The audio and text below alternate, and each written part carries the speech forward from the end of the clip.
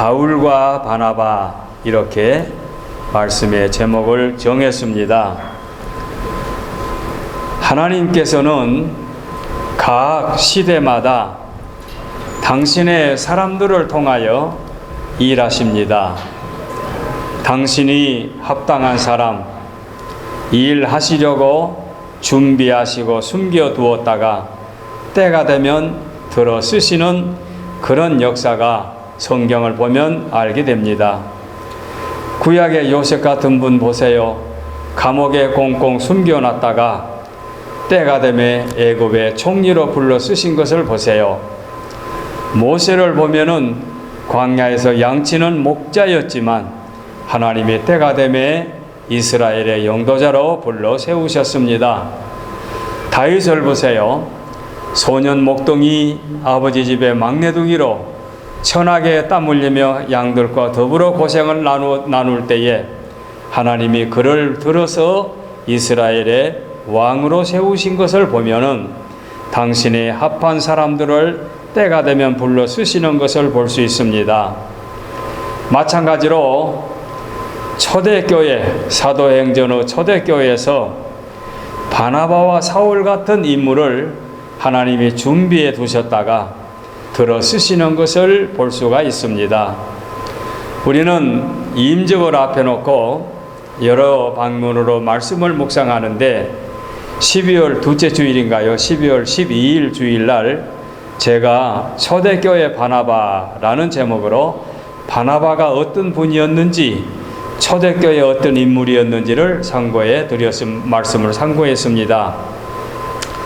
그리고 12월 마지막 주일날은 우리가 자연재해로 눈 때문에 예배당에 오지 못하고 영상으로 예배를 드리면서 노사도의 삶이라, 이런 제목을 가지고 바울 사도의 말년, 바울 사도의 헌신적인 사명감을 우리가 간략하게 묵상한 기억이 납니다. 우리가 바나바를 묵상할 때도 바나바 가로 1이라고 제가 부제를 붙였었는데 한 번 더 말씀을 드리고 싶어서 그렇게 제목을 붙였고, 또 바울 사도 역시 연말에 마지막 주일날 드리는 것으로 좀 더 제가 드리고 싶은 말씀이 있어서 오늘은 두 분을 한 시간에 묶어서 바나바와 바울과 바나바 두 분의 지난 시간에 드린 말씀에 추가적으로 함께 묵상하기 위해서 오늘은 제목을 이렇게 정했습니다.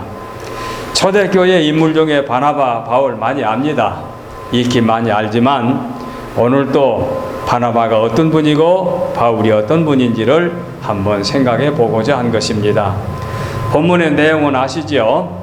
초대교회 예루살렘 교회가 박해를 당할 때 그리스도인들이 사방으로 뿔뿔이 흩어집니다.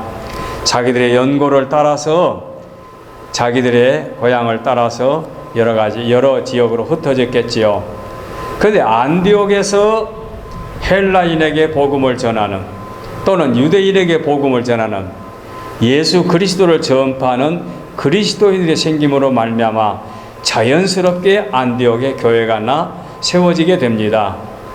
이 소식을 예루살렘 교회 사도들이 듣고 그 안디옥에 있는 그리스도인들을 지도하기 위해서, 즉 목회자지요, 교회의 지리자, 목회자를 보내는데 바나바 목회자를 파송하게 되지요. 이 바나바가 가서 보니까 과연 성령님의 역사가 놀랍게 일어나게 있죠. 전혀 그리스도를 알지 못하는 사람들이 복음을 받아들이며 교회가 아름답게 형성하게 되지요. 그때에 바나바 목회자가 다소에 가서 지금 하나님의 부르심을 받은 바울을 데려다가 함께 1년 동안 교우들을 가르칩니다. 1년간 가르쳤으니까 길다면 길고 짧다면 짧습니다만 그 기간에 비로소 안디옥에 있는 교회가 아름답게 성장해서 그리스도인이라는 새로운 타이틀 명칭도 얻게 되고, 거기에서 최초로, 이 기독교 역사에 최초로 선교사를 파송하는데, 그 선교사 파송에 또한 피선된 분들이 바나바와 바울, 바울과 바나바가 파송이 되어서 이제 그야말로 다른 지역으로 선교사로 나아가게 되는 거지요. 그러니까 바울과 바나바는 이렇게 두 사람이 안디옥에서 목회자로 치리하고 선교사로 부름을 받고 일생을 주를 위해서 헌신했던 사람들인데, 과연 그분들이 어떤 분인지 함께 또 묵상해 볼 필요가 있습니다. 그분들을 우리가 이렇게 말씀을 드릴 때, 혹시 여러분들이 신앙생활 오래 하신 분들은 바울과 바나바와 바울 하게 되면은 1차 전도 여행을 마치고 2차 전도 여행을 나아갈 때에 마가라고 하는 바나바의 생질 조카를 데리고, 바나바는 2차에도 데리고 가자, 바울은 1차에 중간에 실패하고 돌아갔으니 필요 없다 해갖고 다투었다는 말을 가지고 싸웠다는 말로 그쪽에 초점을 맞춰서 증가하는 분들도 있는데, 오늘 저는 전혀 그런 의미가 아니고 바울의 어떤 분이 우리가 본받아야 될 것인가, 또는 바나바의 어떤 분을 우리가 본받아야 될 것인가, 이런 부분에 저는 초점을 맞춰 말씀을 상고하도록 하겠습니다. 자, 첫째로 바나바를 먼저 묵상할 터인데, 오늘 본문에 보면은 바나바는 착한 사람이라 이렇게 나옵니다. 그래서 일대지는 착한 사람 바나바 이렇게 제목을 정했습니다. 24절에 보게 되면 바나바는 착한 사람이요 성령과 믿음이 충만한 사람이라 이에 큰 무리가 죽게 더하더라 이렇게 나왔습니다. 착한 사람이라. 여러분이 착한 사람이라, 여러분 지금 갖고 계시는 영어 성경에는 good man이라고 나와 있죠. 착한 사람, 좋은 사람. 그래서 어들은 부모들은 자녀들에게 바라는 소망이 뭐냐라고 말할 때, 머리가 좋아서 명문대학 다니는 것을 입학하기를 바란다, 무슨 대기업에 들어가기를 바란다, 그런 게 아니고, 내 자식은 좋은 아들, 좋은 딸, 좋은 자식, 착한 사람 되는 것을 원한다. 직장에 좀 다른 사람과 비교해서 좀 좋지 못하다 할지라도 내 자식은 착한 사람 되기를 원한다. 이렇게 의외로 부모님들이 자녀에게 착한 사람, 좋은 사람 되기를 바라는 그런 부모님들이 계신 걸 보았습니다. 즉 착한 사람이 뭡니까? 인성이 제대로 된 사람이지요. 아무리 재능이 있고 아무리 지혜롭고 아무리 경험이 많다 해도 인간성이 추악하고 사기성을 갖고 있다면 그런 사람은 별 쓸모가 없지요. 사회에서 별로 바라지 않지요. 그러나 착한 사람, 내 이익보다는 남의 형편을 헤아릴 줄 아는 사람, 내가 대접을 받으면 그것을 빚으로 생각하고 나도 꼭 상대방의 대접을 하고 싶은 사람, 그래서 인성이 제대로 된 사람이 오히려 인기가 있고 존경을 받게 되지요. 그래서 오늘 본문의 인물 바나바는 착한 사람이다 이렇게 성경에 나와 있습니다. 저도 우리 직분을 받을 우리 귀한 직분자들에게 우리가 이 땅에서 많은 재물을 가지고 헌금을 많이 하길 바란다, 많은 경력을 가지고 큰일 하기를 바란다, 이것보다도 인품이 제대로 되어 있는 착한 사람, 바나바와 같은 사람이 되는 것을 소망합니다. 성경에는 많은 인물들이 있는데 바나바를 향하여 착한 사람이라 이렇게 말을 했으니 이 착한 사람이 얼마나 귀한가 하는 것을 성경이 암시해주고 있지 않습니까? 그러면 이 바나바는 도대체 어떤 사람이기에 이렇게 착한 사람이라고 성경이 기록했느냐? 자, 이 바나바는 사도행전 4장에 있는 말씀을 보게 되면 구브로에서 난 레이족이니 있으니 이름은 요셉이라 사도들이 일컬어 바나바라고 하였다고 했습니다. 본래 이름이 요셉입니다. 요셉, 본래 이름이 요셉이요. 그런데 이를 사도들이 바나바라고 별칭을 붙여줬습니다. 그러면 도대체 바나바가 뭐냐? 바나바라고 하는 얘기는 또 다른 말로 우리가 번역하게 되면 권위자라는 얘기입니다. 권위자. 이 권위자라는 말은 또 뭐냐? 권면하고 위로해주는 자입니다. 권위자라는 말이 그 말입니다. 그러니까 요셉이라는 사람은 권면을 하고 위로해 주는 사람, 마음이 포근한 사람, 상처받고 괴로운 사람을 만나면 위로해 주고 소망을 심어주고 절망에 허덕이는 사람들에게 소망을 심어주는 사람, 그래서 그 사람을 만나게 되면 마음에 참 평안을 얻는 사람, 그런 그 특징과 장기를 가지고 있으니까 사도들이 요셉을 향하여 바나바라 이렇게 붙여주었습니다. 위로자, 권위자. 그래서 권면을 해주는데 무슨 명령조로 그러면 안 돼 이런 것이 아니라 위로해주고 포근하게 사랑으로 안아주고 감싸주는 사람. 그래서 사람의 마음을 어루만져주고 낙심하고 있는 자를 격려해주며 일을 잘하는 사람들에게 칭찬해주면서 새 힘을 북돋아주는 이런 분이 바나바이기 때문에 요셉이 그런 별칭을 얻게 된 것입니다. 교회도 모든 교회들이 다 보면 그렇습니다. 교회가 유지되어 나가는 데는 꼭 덕을 세우는 분들이 계시기 때문에 교회가 유지가 돼가는 걸 볼 수 있습니다. 장로님들이 잘 팀이 되어가지고 힘들고 어려운 일을 잘 감당하게 되면 그 교회는 소리 없이 잘 운영돼 가는 걸 볼 수 있습니다. 권사님들이 팀워크 되어가지고 하나로 똘똘 뭉쳐서 무슨 권리를 주장하는 것이 아니라 교회의 하나의 미랄로 봉사할 때에 교회가 아름답게 성장한 것을 볼 수 있습니다. 그래서 교회의 직분 가운데 권사라는 그 권사의 직분이 뭐냐?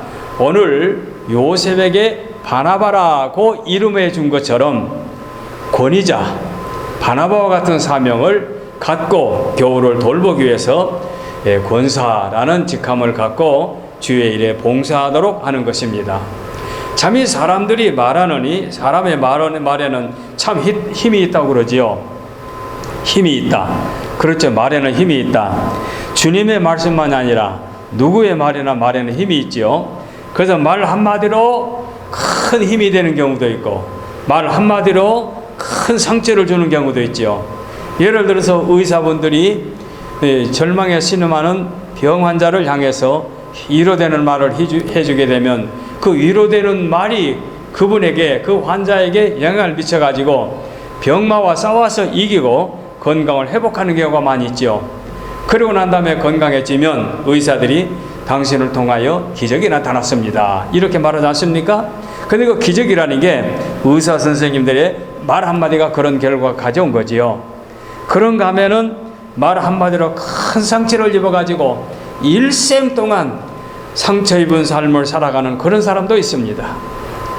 그러니 우리가 말 한마디가 얼마나 귀한가 해서 생각해 볼 때에 이 본문에 나온 본명 요셉이 바나바라는 이름을 가지고 성도들을 돌보고 격려해주는 이 같은 말 한마디 한마디가 얼마나 값이 있는가 하는 것을 보여주고 있습니다. 그래서 말 한마디에 독이 임할 수도 있고 말 한마디에 약이 임할 수도 있는 거지요. 그래서 바나바를 착한 사람이라 이렇게 말하는 것은 그가 말로 위로해주고 또는 그는 그것뿐만 아니라 그는 재물이 많은 사람이라고 그랬지요. 재물이 많은 사람인데 그 사람들이 그 초대교회에서 어려움을 겪고 있을 때 자기의 재물을 팔아서 헌금하고 그 재물로 초대교회 어려운 사람들을 많이 구제하고 돌봐준 것을 볼 때에 그는 말로만 위로해 준 것이 아니라 그는 물질로 봉사해서 바나바의 이름을 갖게 된 줄 압니다. 그리고 바나바는 지혜로운 사람입니다. 지혜로운 사람, 착한 사람이면서 지혜로운 사람이 얼마나 가치가 있습니까? 사도행전 9장에 있는 말씀 보게 되면 사울이 예루살렘에 가서 제자들과 사귀고자 하나, 이 말은 박해자 사울이 예수님을 만나서 변하여 새 사람이 된 다음에 이제 자기는 박해자가 아니고 예수님께 부르심을 받은 사울이라는 사람으로 예루살렘에서 이제는 내가 그동안은 당신들 미워했는데 이제는 내가 당신들과 같은 편이니 당신들 만나고 싶소. 그런 의미에서 사울이 예루살렘에 가서 제자들과 사귀고자 하나 다 두려워하여 그의 제자됨을 믿지 아니하니 예수님의 제자들 즉 예수님의 제자였던 사도들이 사울을 무서워하는 거예요. 두려워하는 거예요. 그래서 그의 제자됨을, 예수님의 제자됨을 두려워하니, 믿지 아니하니 바나바가 데리고 가서, 이 요셉이라고 하는 바나바가 데리고 가서 사도들에게 가서 그의 길에서 어떻게 주를 본 것과 사울이라는 청년이 박해자 사울이가 예수님을 어떻게 길가서 만난 것과 그에게 말씀하신 일을 다메섹에서 그가 어떻게 예수의 이름을 담대히 전하던 것을 그대로 전해주면서 이제는 당신들 두려워하는 사울이 아니라 변하여 새 사람 됐다. 이제는 그리스도인이 되었고 예수님의 사람이 되었고 예수님의 부름받은 자가 되었다 해가지고 두려워하고 피했던 사도들에게 사울을 소개해 줬던 자가 바나바였습니다.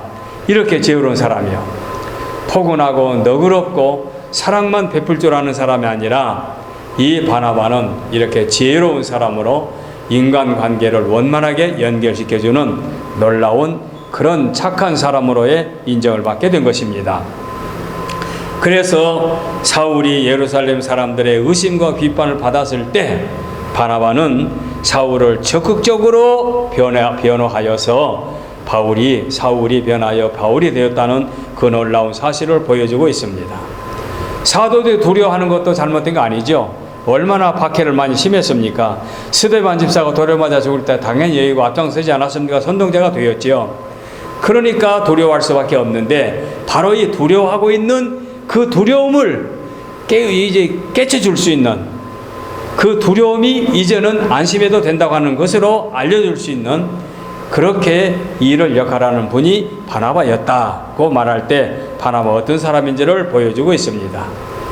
그래서 이 초대교회 사도들이 안디옥에 그리스도인들이 생겨날 때에 바나바가 어떤 사람인지를 알고 바나바를 그곳에 파송된 것으로 압니다. 능히 일할 수 있는 능력 있는 목회자가 될 줄 알고 파송이 된 줄 압니다. 그러니 이제 파송 받았지요. 받아가지고 그가 안디옥에 가가지고 그들을 돌볼 때 자기보다도 많이 배우고 체험을 받고 자기에게 크게 힘이 될 수 있는 다소에 가서 사울을 데려다가 함께 1년 동안 교우들을 가르쳤다. 이렇게 말하고 있습니다. 자기의 은사도 귀하지만 또 바울의 은사가 얼마나 귀하기 때문에 그를 데려다가 함께 교우들을 가르치게 된 것입니다. 그러니 바나바라는 사람은 참으로 나무랄 데 없는, 아무것도 버릴 수 없는 아주 훌륭하고 착한 사람으로, 존경할 수 있는 사람으로, 본받을 사람으로 그는 우리에게 길이 남아있는 것입니다. 그래서 바나바는 우리가 생각할 때에 포근하고 사람들을 평안하게 이루어 줄 수 있는 사람이니 교회로 말하면은, 오늘날 교회로 말하면 권사의 직분 같은 직임을 다한 분이었다. 이렇게 말할 수 있습니다. 이렇게 착한 사람 바나바를 이렇게 한 번 더 묵상했습니다. 이제 두 번째로 사울입니다. 사울은 부름받은 사울, 이렇게 제가 소제목을 붙여봤습니다. 부름받은 사울. 그가 본래에 율법을 전공했고 그야말로 열심히 교회를 박해했던 사람이지요. 그런데 주님이 강권으로 부르셔서 사울아, 사울아, 어찌하여 네가 나를 핍박하느냐, 이렇게 주께서 음성으로 부르셨지요. 그때에 눈은 보이지 아니하고 귀로 들을 때 주여 나에게 사울아 사울아 네 어찌하여 나를 핍박하느냐는 당신이 누굽니까? 라고 할 때 나는 네가 핍박하는 예수라. 바로 이 말씀을 듣고 사울은 거꾸러지지요. 변화해야 되지요. 새 사람 되지요. 이렇게 부름받아 그가 새 사람이 된 다음에 지난 연말 마지막 절을 말씀해 드린 대로 순교의 순간까지 그는 선한 싸움을 싸우면서 달려갈 길을 마치고 의의 면류관이 예배되었다고 고백할 수 있는 믿음의 승리로운 자, 참으로 부름받은 바울이었기 때문에 부름받은 바울, 사명자 바울을 생각해 보겠습니다. 자, 바울에 대해서 제가 말씀을 많이 드리고 있습니다. 늘 저는 바울 사도 같은 위대한 인물을 존경하기 때문에 그냥 성경에서 몇 곳을 찾아서 말씀해 드리겠습니다. 누가가 기록한 사도행전, 그 다음에 바울 서신에 들어가서 로마서, 고린도 전서 후서, 그 다음에 갈라서인가요? 이렇게 해서 그 바울 서대의 13서신 중에서 이거 앞에 있는 몇 분에서 성경을 찾아서 제가 소개해 보겠습니다. 자, 로마서에서 사도행전에서 먼저 말씀드리겠습니다. 사도행전 20장에 보게 되면은 바울 사도에 관하여 어떻게 기록되는 거 아니? 아시아에 들어온 첫날부터 지금까지 내가 항상 여러분 가운데 어떻게 행하였는지를 여러분도 아시는 바니. 지금 누가가 기록했는데 바울 사도의 말씀을 기록한 거예요. 곧 모든 겸손과 눈물이며 유대인의 관계로 말미암아 당한 시험을 참고 주를 섬긴 것과 유익한 것은 무엇이든지 공중 앞에서나 각 집에서나 거리낌 없이 여러분에게 전하여 가르치고 유대인과 헬라인에게 하나님께 대한 회개와 우리 주 예수 그리스도에 대한 믿음을 증언한 것이라. 뭐라 말씀했습니까? 유대인의 관계로 견딜 수 없는, 요 뒤에 나옵니다만 견딜 수 없는 환란이 임하는데도 불구하고 그는 거리낌 없이 목숨까지 내놓고 복음을 증거하는데 유대인에게나 헬라인에게나 하나님께 대한 회개와 우리 주 예수 그리스도에 대한 믿음을 증언했다. 그러니까 한결같이 부름받은 종으로 흠이 없을 정도로 열심을 품고 주를 위해서 봉사했다는 말씀이지요. 이게 사도행전 20장 말씀이요. 18절. 근데 그 뒤에 나가서 보면은 33절에 내가 아무의 은이나 금이나 의복을 탐하지 아니하였고, 주의 종들에게 물질 때문에 넘어지는 사람이 너무 많지요. 그런데 이 사도 바울은 내가 아무의 은이나 금이나 의복을 탐하지 아니하였고 여러분이 아는 바와 같이 손으로 내 동행들이 쓰는 것을 충당하여, 자기가 손수 벌어서 충당하여 범사에 여러분에게 모본을 보여준 바 같이 수고하여 약한 사람들을 돕고 주 예수께서 친히 말씀하신 바 주는 것이 받는 것보다 복이 있다 하심을 기억하여야 할지니라. 내가 어떻게 생활하면서 복음을 증가하는 증인인지를 너희가 안다. 그 말씀이죠. 이렇게 사도행전의 바울 사도가 어떤 분인지를 보여주고 있습니다. 자기가 거리낌 없이 자기 자신을 그렇게 소개한 것을 옆에서 의사 누가가 이렇게 기록했는 말씀이 사도행전의 말씀이요.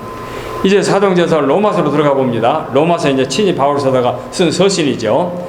로마서 14장의 말씀을 보면 14장 6절에 하루 이틀 하는 날을 중히 여기는 것도 주를 위하여 중히 여기고 먹는 자도 주를 위하여 먹으니 이는 하나님께 감사하며 먹지 않는 자도 주를 위하여 먹지 아니하며 하나님께 감사하느니라. 우리 중에 누구든지 자기를 위하여 사는 자가 없고 자기를 위하여 죽는 자도 없도다. 우리가 살아도 주를 위하여 살고 죽어도 주를 위하여 죽나니 그러므로 사나 죽으나 우리가 주의 것이로다. 바울 사도가 부름받아 이런 사명을 갖고 주를 위해서 충성했습니다. 얼마나 본받아야 될 말씀인지 모릅니다. 이제 고린도 전서로 한번 넘어가 보겠습니다. 고린도 전서 2장에 있는 말씀 보니까 형제들아 내가 너에게 나아가 하나님의 증거를 전할 때에 말과 지혜의 아름다운 것으로 아니하였나니 미사 여고 말과 지혜로 하지 아니하였나니 내가 너희 중에서 예수 그리스도와 그가 십자가에 못 박히신 것 외에는 아무것도 알지 아니하기로 작정하였다. 나는 예수 그리스도의 십자가만 증거한다 이거예요. 십자가만 기억하고 십자가만 마음에 품고 십자가만 증거한다. 또 고린도 후서에 들어가서 5장에 있는 말씀 보니까 우리가 만일 미쳤어도 하나님을 위한 것이요 정신이 온전하여도 너희를 위한 것이다. 내가 미쳤다고 생각하느냐? 그래 미쳤다. 누구를 위해서? 하나님을 위해서. 내가 온전하다고 생각하냐? 그래 온전하다. 너희를 위해서. 너희 입장에서 생각할 때는 온전하게 보이고 하나님 입장에서 복음을 증거할 때는 목숨의 위태로움을 무릅쓰고 앞을 향해서 전진하기 때문에 저 사람은 미쳤나봐, 저렇게까지 할 필요가 있나 할 정도로 열정을 품고 복음을 증거하니 미쳤다. 그래, 미쳤다. 어떻게? 하나님을 위해서. 근데 내가 온전한 사람 같으냐? 그래, 너희들의 입장을 헤아려서 내가 온전하게 보일 것이다. 이렇게 고린도후서에서 말씀하겠습니다. 사도행전, 로마서, 고린도전서, 고린도후서. 고린도후서에서 한 권 더 말씀드리겠습니다. 고린도후서 11장에 바울이가 어떻게 복음을 증거했는지 보여주고 있습니다. 내가 수고를 넘치도록 하고 옥에 갇히기도 더 많이 하고 매도 수없이 맞고 여러 번 죽을 뻔하였으니 유대인에게 40에 하나 감한 매를 5번 맞았으며, 그러니까 49번짜리 태창을 5번 맞았다는 얘기죠. 40에 감한 매를 맞았으며 3번 태창으로 맞고 1번 돌로 맞고 3번 파선하고 1주야를 깊은 바다에서 지냈으며 여러 번 여행하면서 강의 위험과 강도의 위험과 동족의 위험과, 동족은 유대인들, 동족의 위험과 이방인의 위험과 신의 위험과 광야의 위험과 바다의 위험과 거짓 형제 중의 위험을 당하고 수고하며 애쓰며 여러 번 자지 못하고 줄이며 목마르고 여러 번 굶고 춥고 헐벗었노라. 이 외에 이런 고사하고 아직도 날마다 내 속에 눌리는 일이 있으니 곧 모든 교회를 위하여 염려하는 것이라. 이렇게 죽을 고비를 수없이 당하면서도 내 속에 지금도 눌려있는 게 있어. 그게 뭐냐? 교회를 위한 염려라. 교회를 위한 사랑, 교회를 향한 관심, 오직 100% 교회만을 향한 그 열정. 한 절 건너가서 내가 부득불 자랑할진대 내가 약한 것을 자랑한다. 자기는 십자가 외에는 기억하지 않는데 나를 향해서는 약한 것만 자랑하겠다. 미미한 것 자랑하겠다. 이렇게 고린도 후서에 나옵니다.